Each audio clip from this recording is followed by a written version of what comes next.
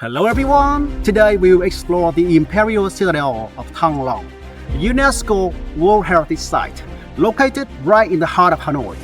This is not only the place that has witnessed more than 1,300 years of national turbulent history, but also the very heart of the powerful Vietnamese dynasty for over a millennium. The origin of Imperial Citadel Thăng dates back to the 17th centuries, when the Thang dynasty built Dong Bien, later expanded into Dai La under Governor Cao Bian. By then, Dai La was already a vast, well-planned fortress with canals, roads, and drainage system. Remarkable for Southeast Asia at that time. In 1010, King Lý Công Uẩn moved the capital from Hoa Lư to Dai La. Legend has it that as his boat arrived, a golden dragon rose from the Red River, which he saw as a good omen. He renamed the new capital Thăng Long, the city of the rising dragon, marking the new official birth of the Imperial Citadel. Ladies and gentlemen, in front of us standing Đoan Môn, the main gate leading into the Forbidden Citadel, once reserved only for the emperor and the royal family. You could say that Đoan Môn was a very pivotal into the supreme seat of power in ancient Thăng. The gate was first built during the early Lê dynasty and later restored under the Nguyen dynasty. Its architecture is imposing, with 5 arched doorways. The central and largest gate was reserved exclusively for the emperor. The 2 side gates were for civil and military mandarins, and the 2 smallest gates was for guard. This design reflects not only for the strict social hierarchy, but also the solemn authority of the feudal court. The name Đoan Môn carries a beautiful meaning. Đoan means upright and righteous, while Môn means gate. Thus, Đoan Môn was more than just a physical entrance. It symbolized integrity and the noble path into the royal court. Imagine, hundreds of years ago, during grand ceremonies, processions of officials in their formal robes, with ceremonial music playing and banners flying, would march through its very gate on their way to Kính Thiên Palace to pay homage to the emperor. This scene must have been truly magnificent and majestic.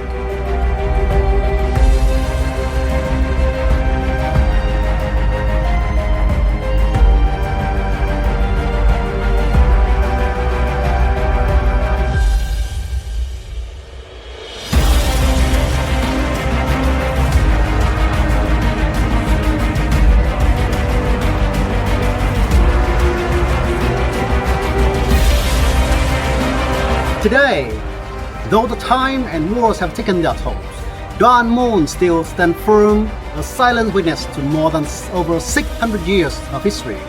Every brick and every arch here carry within its story of Vietnam's glorious past.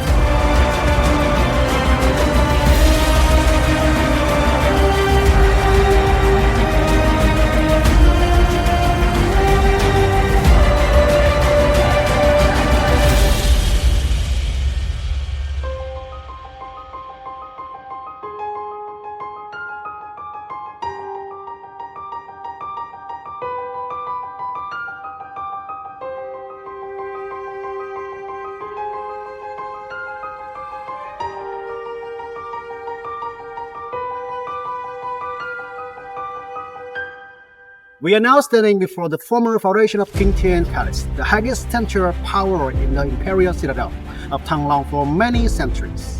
Kính Thiên Palace was built in early 15th centuries under King Lê Thái Tổ. The name Kính Thiên means respect heavens, reflects the emperor's belief that all authorities and governance must follow the mandate of heaven and align with the wills of the people. This was where the throne was placed, and where the most important ceremony took place: grand audiences, reception of foreign envoys, and discussions of national affairs. Today, the palace itself is no longer intact. Only the dragonstone step at the front remains. Yes, these very steps are priceless. If you look closely, you will see the pair of stone dragons carved in the 15th century. Their bodies gracefully curving, the scale finely detailed, and faces gentle rather than fierce, symbolizing the prosperity and wisdom of the Lê dynasty. Remarkably, it is one of the few surviving dragon sculptures from that era. Now, close your eyes for a moment and imagine. Centuries ago, this staff bore the footsteps of wise emperor, loyal mandarin, and envoys from neighboring kingdoms. At every grand audience, drums resounded, mandarins stood in solemn rows, all facing the thrones inside Kính Thiên Palace, awaiting the emperor's command. This atmosphere must have been both majestic and sacred. As you can see, sometimes it just takes no grand palace. Just a single surviving dragon steps is enough to evoke the splendor of the glorious past.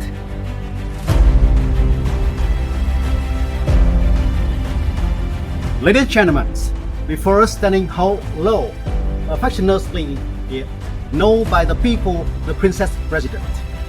If Kính Thiên Palace was a political heart of Citadel, hosting grand ceremonies of state, then Hậu Lâu was closely tied to life within the royal court, the private ward to the women of the imperial family. This structure was built in the 19th century during the Nguyen dynasty. By then, the capital has already moved to Hue, and Thăng was no longer the national center. It remains an important northern garrison known as Chuẩn Citadel. Whenever the emperor royal family members travel north, Hậu Lâu served as the residence for the queens and princesses and royal consort. That is why the people lovingly call it the princess residence.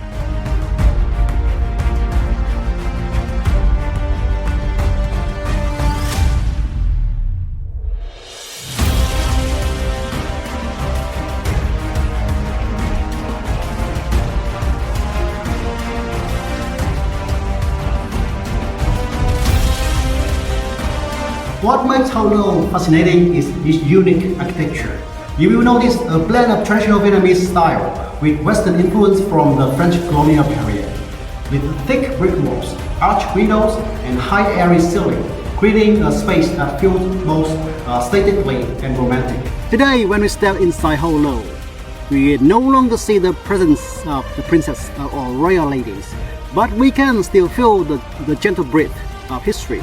A feminine, graceful history, contrasting with the grandeur and power of Đoan Môn or Kính Thiên Palace. Visiting Hậu Lâu reminds us that the Imperial Citadel of Thăng was not only the place that governance, but also a living space filled with intimate and human story from centuries past.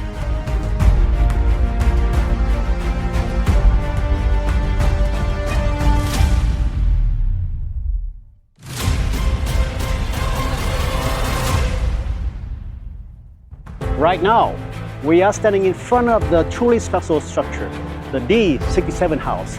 It names may sound dry, but this was one of the nerve centers of the entire resistance war against the United States. The house was built in 1967 and the height of the American bombing campaign against the North. That is why the building was designed to be both solid and secret. Walls nearly 60 centimeters thick, with reinforced concrete roof, bomb and fire-resistant system, and even an emergency escape tunnel leading outside.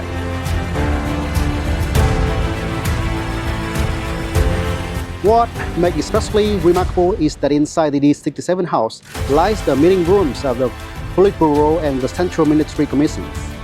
It was here that vital strategic decision was made, including the decision to launch the Ho Chi Minh campaign in 1975, which ended in the war and reunified the countries. Imagine for the moment, around that simple wooden table, one sat General Võ Nguyên Giáp, General Secretary Lê Duẩn, and Prime Minister Phạm Văn Đồng, and many of the nation's top leaders at that time. Another fascinating detail is that interior has been preserved, almost exactly like it was. From the tables and chairs, the duty telephones, to the massive military maps hanging on the walls. Stepping inside, you'll feel as if you're traveling back in time, witnessing some of the most intense and historical moments of the nation.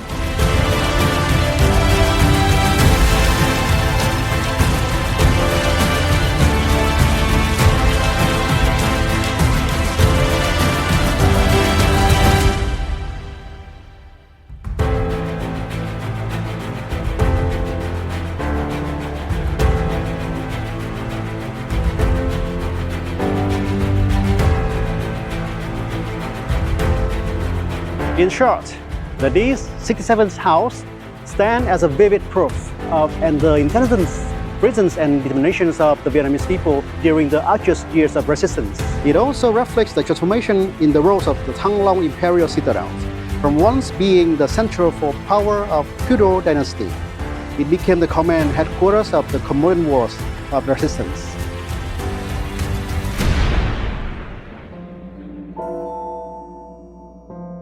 Ladies and gentlemen, we are now standing at the archaeological site of 18 Hoàng Diệu, often described as the 1,000 years old historical treasure that was only unearthed not so long ago. Many might be surprised to learn that it was not until 2002, during preparation for the construction of the National Assembly building, that archaeologists discover open layers of relics hidden beneath this very ground.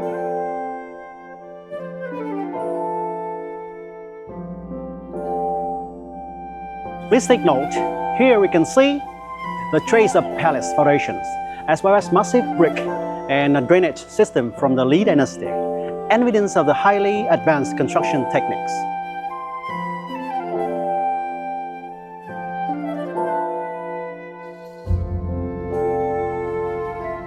Some bricks are even inscribed with the word Giang Tây Quán, indicating they were specially commissioned for royal project, rather than being common material for ordinary people.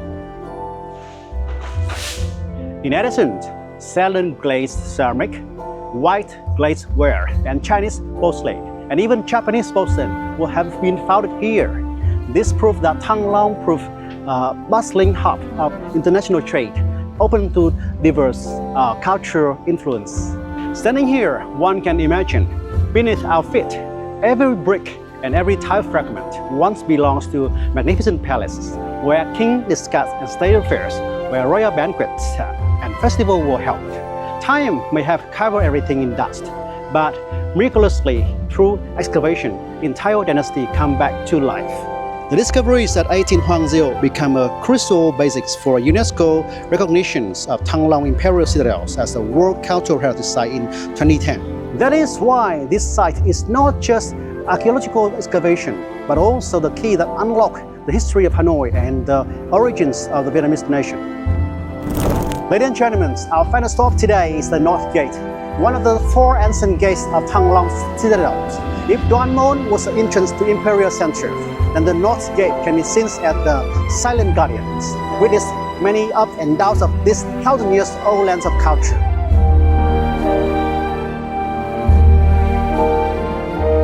The North Gate was built in 1805 under the reign of Emperor Gia Long, when Thăng Long Citadel was reconstructed following the Vauban style of Western military fortress. It is also the only gate that still survives to these days. As you can see, this architecture is extremely solid, with thick fortress walls and a watchtower on top for defense. But what truly gives the North Gate its soul are the traces of history etched into its walls. If you look closely, you will notice the dents and the mark, the scar left by the French cannon fired during their assault on Hanoi at the end of the 19th century. This trace has been preserved as living struggle of our soldiers and citizens to defend the city.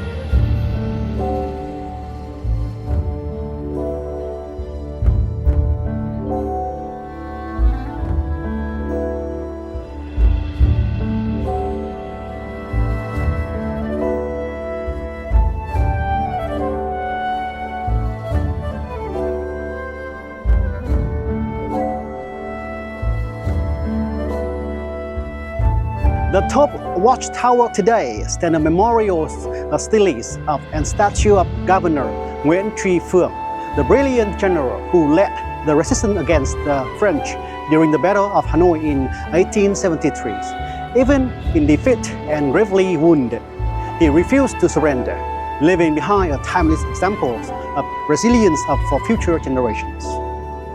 In short, the North Gate is not only the last surviving architectural remnant of the Nguyễn Thăng Long Citadel, but also the powerful symbol of indomitable spirit for people of Hanoi. As you walk through here, you will feel the very breath of history, solemn yet proud, silent yet full of dignity. So we have just finished an impressive journey through the Imperial Citadel of Thăng Long, a place that preserves over 1,000 years of Vietnam's proud history. Every gate, every trace here is a living page of history, reminding us of a glorious past and our national pride. If you enjoyed this video, don't forget to hit like, subscribe for our channel, and turn on the notification bells so you will miss our upcoming adventures. And if you come to Hanoi, make sure to visit the Imperial Citadel of Thăng Long to experience this unique historical atmosphere by yourself. See you again in our next journeys exploring Hanoi and Vietnam.